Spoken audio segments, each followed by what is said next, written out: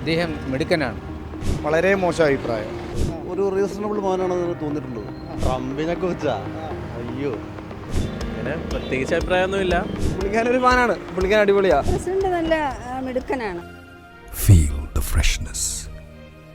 Feel the softness. DQ 78 TFM Grade 1 Soap. Trump വന്ന നിമിഷങ്ങൾക്കകം WHO-ൽ നിന്ന് അദ്ദേഹം പിൻവാങ്ങി. പക്ഷേ ഇന്ത്യയിൽ അദ്ദേഹം വൻ നിക്ഷേപം പദ്ധതിയിടുന്നു റിയൽ എസ്റ്റേറ്റ് മേഖലയിലൂടെ. അവസാനമായി കുടിയേറ്റ വ്യവസ്ഥയെ എങ്ങനെ ബാധിക്കും, പ്രതികൂലമായി ബാധിക്കുമോ? നമുക്ക് ജനങ്ങളോട് ചോദിക്കാം, ജനങ്ങളുടെ ഹൃദയങ്ങളിലേക്ക്. അദ്ദേഹം മിടുക്കനാണ്. ഇപ്പം തന്നെ വന്നപ്പോൾ ട്രാൻസ്ജെൻഡറിൻ്റെ ആ നിയമം അദ്ദേഹം റദ്ദാക്കി. ഇതുപോലെ പല കാര്യങ്ങളും അദ്ദേഹത്തിന് ചെയ്യാൻ കഴിയും. ആരെയും ഭയക്കാത്തൊരു മനുഷ്യനാണ്.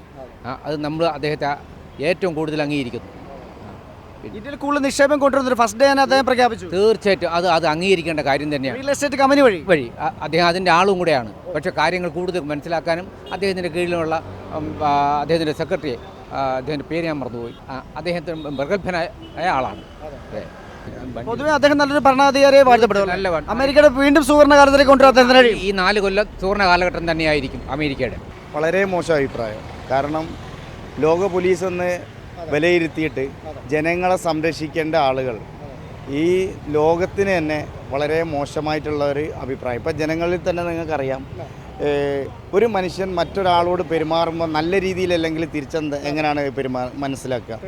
ലോക പോലീസ്, ലോക പ്രസിഡന്റ്, അമേരിക്ക എന്ന് പറയുന്നത് ലോകത്തിൻ്റെ നെറുകയിലിരിക്കുന്ന ഒരു രാജ്യം തന്നെ. പക്ഷേ അവർ മറ്റുള്ള രാജ്യങ്ങളോടും അവിടെയുള്ള ആളുകൾക്ക് തന്നെ ഭീഷണിയായിട്ട് നിൽക്കുന്ന ഒരു പ്രസിഡൻ്റാണ്. പിന്നെ ആ ലോകത്തിന് എന്താണ് ഒരു ഗുണമുള്ളത്?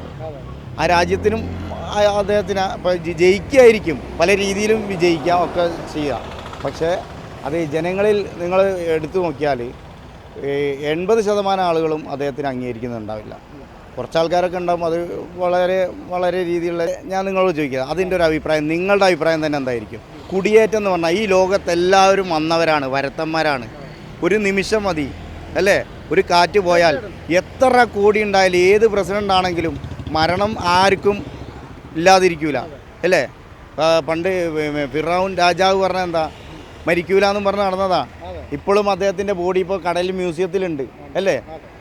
ടൈറ്റാനിക് കപ്പൽ മുങ്ങൂല എന്ന് പറഞ്ഞ് നടന്നതാണ് അല്ലേ? ഒരിക്കലും മുങ്ങൂല എന്ന് പറഞ്ഞാൽ അത് ആദ്യത്തെ യാത്രയിൽ തന്നെ അത് മലയിടിക്ക് ഇടിച്ചിട്ട് പൊളിഞ്ഞു പോയി. അപ്പോൾ ഇതൊക്കെ അഹങ്കാരത്തിന് പറയുന്നു.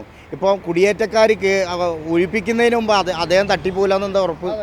മനസ്സിലായില്ലേ? ഒരു രാജ്യത്തിൻ്റെ പ്രസിഡന്റ്, നേതാവ് എന്നൊക്കെ പറയുമ്പോൾ ജനങ്ങളിൽ മാതൃകയാകുക, അതുപോലെ തന്നെ എത്രത്തോളം ഉന്നതങ്ങളിലെത്തോ അത്രത്തോളം എളിമത്തം പാലിക്കുക. അതാണ് ഒരു നേതാവിൻ്റെ ഒരു കഴിവ്. മനസ്സിലായില്ലേ? അതാണ് എനിക്ക് പറയാനുള്ളത്. ഞാൻ പറഞ്ഞതിൽ ഒരു തെറ്റുണ്ടെങ്കിൽ ആർക്കും എന്തും വേണമെങ്കിൽ പറയാം. പക്ഷേ എൻ്റെ അഭിപ്രായം, നിങ്ങളും ഇത് ആലോചിച്ചിരുന്നാൽ നിങ്ങൾക്കത് മനസ്സിലാക്കാൻ പറ്റുന്നേ ഉള്ളൂ. നമ്മളെല്ലാവരും മനുഷ്യരാണ്. പരസ്പരം കുടിയേറ്റക്കാരാണെങ്കിലും ആരാണെങ്കിലും അങ്ങോട്ടും ഇങ്ങോട്ടും ജീവിക്കുക, എല്ലാവരും മനുഷ്യരാണ്. നമ്മളൊരു പട്ടി ഇതിലൂടെ പോകുന്നുണ്ട്, നമ്മൾ അതിനെ കല്ലെടുത്തെറിയാൻ പാടില്ല അല്ലേ? അത് കുടിയേറ്റക്കാർ ഇത്ര മോശം ആൾക്കാരാണ്. ഇപ്പോൾ തെരുവിൽ ഒരുപാട് ആൾക്കാരുണ്ട്. പറ്റുമെങ്കിൽ ഒരു നേരത്തെ ഭക്ഷണം മേടിച്ചു കൊടുക്കുക, ഇല്ലെങ്കിൽ മേടിക്കേണ്ട, അവരവിടെ കിടന്നോട്ടെ. അത്രയേ ഉള്ളൂ. ഈ ലോകം എന്ന് പറയുന്നത്, ഈ ദൈവത്തിൻ്റെ ഈ ലോകം എല്ലാവർക്കും അർഹതപ്പെട്ടതാണ്. അത്രയേ ഉള്ളൂ അതിൻ്റെ കാര്യം. സാമ്പത്തിക നില ലോകത്താകമാനം മെച്ചപ്പെടുത്താനുള്ള സാധ്യതയുണ്ട്. ബിസിനസ് വർദ്ധിപ്പിക്കാനും ഇന്ത്യക്കടക്കം ഗുണം ചെയ്യും. ഒരു ഭാഗത്ത്, മറുഭാഗത്ത് ഒരുപാട് ദൂഷ്യഫലങ്ങളുണ്ട്. കുടിയേറ്റ നിയമം ഇന്ത്യക്ക് ദോഷകരമായിട്ട് ബാധിക്കും.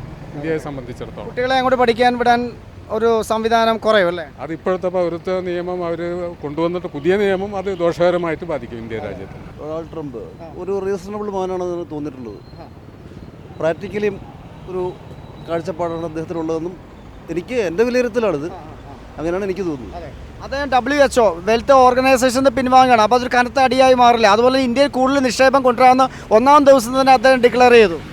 അതൊക്കെ വെൽക്കമിങ് ട്രെൻഡല്ലേ? അതൊക്കെ ഇന്ത്യയെ പോലെ ഡെവലപ്പിംഗ് കൺട്രിയെ സംബന്ധിച്ചിടത്തോളം അത് വളരെ ഒരു പോസിറ്റീവ് ട്രെൻഡാണെന്നാണ് എനിക്ക് മനസ്സിലാക്കാൻ പറ്റുന്നത്.